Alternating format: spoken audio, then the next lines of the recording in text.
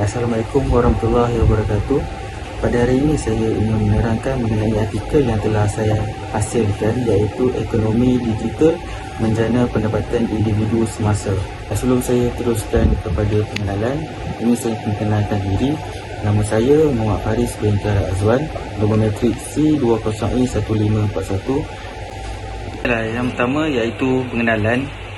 Tajuk yang dipilih ialah Ekonomi Digital Menjana Pendapatan Individu Semasa. Konsep yang dikenali sebagai ekonomi digital telah mengubah landscape cara perniagaan yang baru dari secara bersemuka ke arah atas talian yang lebih mudah. Isu ini dipilih kerana kita berada dalam era pembangunan digital yang ekonomi digital semakin berkembang pesat seiring dengan peredaran masa kini.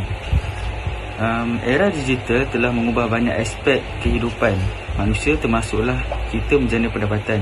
Konsep ekonomi digital telah memungkinkan individu untuk mendapatkan pendapatan secara tambahan ataupun secara tetap.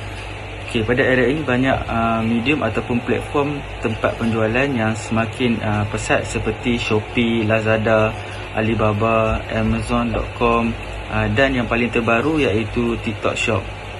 Seterusnya adalah latar belakang.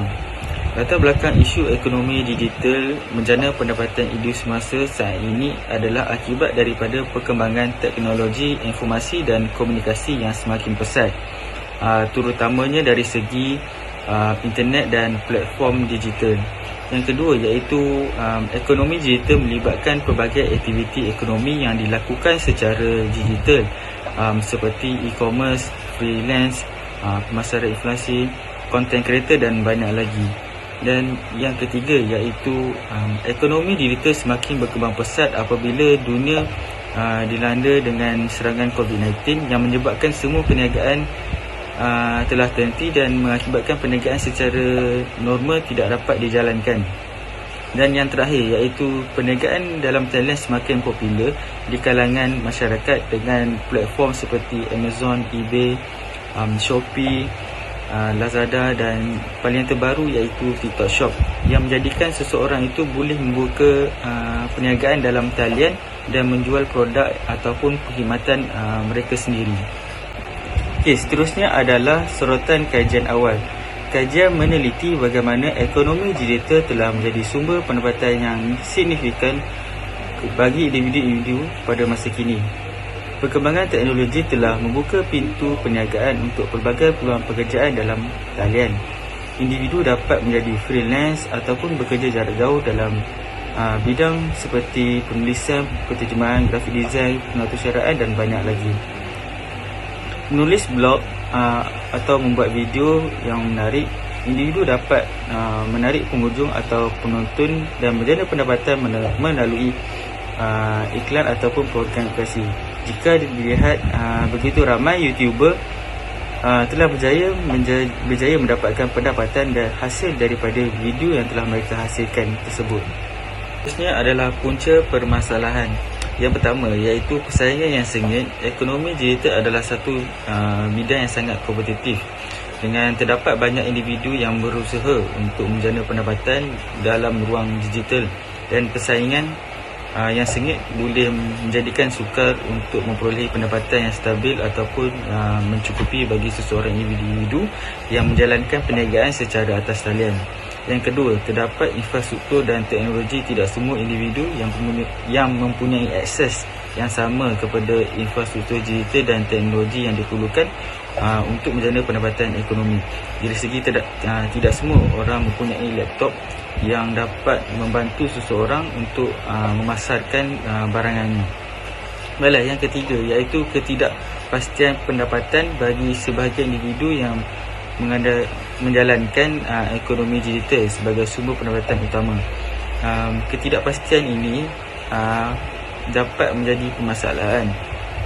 Pendapatan yang diperoleh daripada platform digital seringkali tidak stabil dan variasi dari waktu ke waktu. Baiklah, yang seterusnya iaitu perbincangan isu. Ekonomi digital merupakan sebuah platform yang menghimpunkan pelbagai jenis barangan yang dijual. Konsep ekonomi digital telah memungkinkan individu untuk mendapatkan pendapatan tambahan ataupun bahkan pendapatan penuh melalui pelbagai platform dan aktiviti dalam talian. Perbincangan isu yang diketengahkan oleh pengkaji ini haruslah diambil perhatian kepada individu yang masih tercari-cari sebuah pendapatan tambahan bagi menampung keperluan kehidupan. Dengan ini, pengkaji mengesyorkan kepada pelajar maupun orang awam untuk bersama-sama mencuburi bidang ekonomi digital ini yang semakin pesat. Slide yang seterusnya iaitu penyelesaian isu. Pihak yang pertama, pihak kerajaan ataupun sektor swasta haruslah bekerjasama untuk meningkatkan infrastruktur digital seperti jaringan internet yang kuat dan melangkaui ke pelosok tempat, accessibility yang lebih baik ke dalam teknologi digital dan pembaharuan sistem untuk mengakses kepada sebuah platform pemasaran. Yang kedua, membantu pengusaha kecil dan menengah. Untuk membantu pengusaha kecil dan menengah agar dapat berdaya saing dalam ekonomi digital. Ini dapat dilakukan dengan memberi latihan digital ataupun akses ke dalam pasaran online, pembiayaan yang mudah dan bimbingan secara percuma dalam hal strategi pemasaran dan menjalankan perniagaan secara online. Yang ketiga, iaitu pihak kerajaan seharusnya memainkan peranan yang sangat penting untuk menggalakkan para usahawan untuk bersama-sama mengubah bentuk perniagaan yang secara bersemuka ataupun konvensional ke arah yang terakhir iaitu kesimpulan. Kesimpulannya, ekonomi digital memberi peluang yang besar bagi individu untuk menghasilkan pendapatan tambahan ataupun secara tetap melalui platform-platform digital seperti marketplace, e-commerce dan platform freelance. Individu dapat memanfaatkan keterampilan dan kemampuan mereka untuk menjual produk ataupun menawarkan kepakaran mereka kepada pasaran yang lebih luas yang dapat membantu mereka untuk menghasilkan pendapatan secara tambahan ataupun tetap.